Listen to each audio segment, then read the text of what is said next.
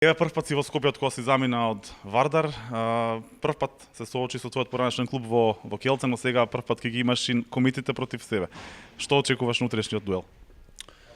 Pa sigurno dobru atmosferu i kao uvijek naravno ovdje. Stvarno sam sretan i uzbuđen što sam tu s druge strane i stvarno se veselim tom duelu jer mislim da je ovo važna utakmica i za Vardar i za nas, tako da stvarno evo jedva čekam da krene.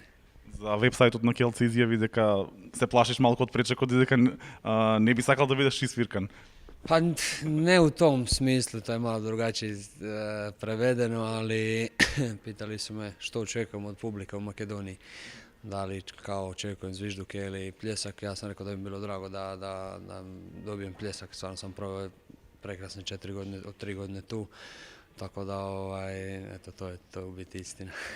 Имаше проблем со повреда на мускулот, сега се ворет и си максимално подготвен? Da, imam sam neku malu ozljedu, ali sve ok, tako da igrat ću.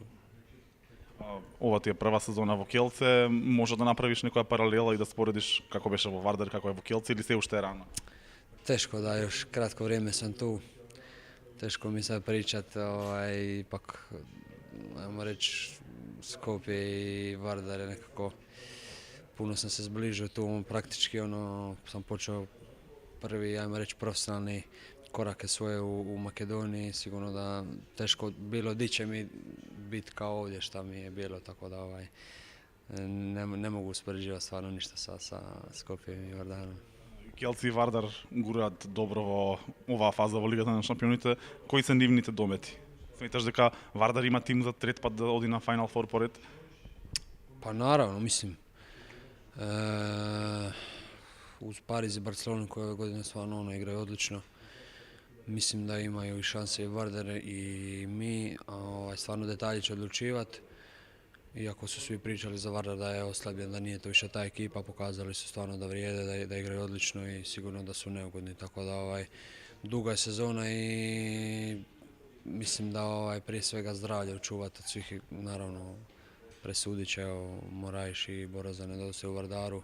Mislim da je to kod nas isto jedna dobra šansa da iskoristimo to jer sigurno da će Vardar biti oslabljen zbog njih, ali eto, kao što sam rekao, mislim da može daleko i Vardar i mi naravno.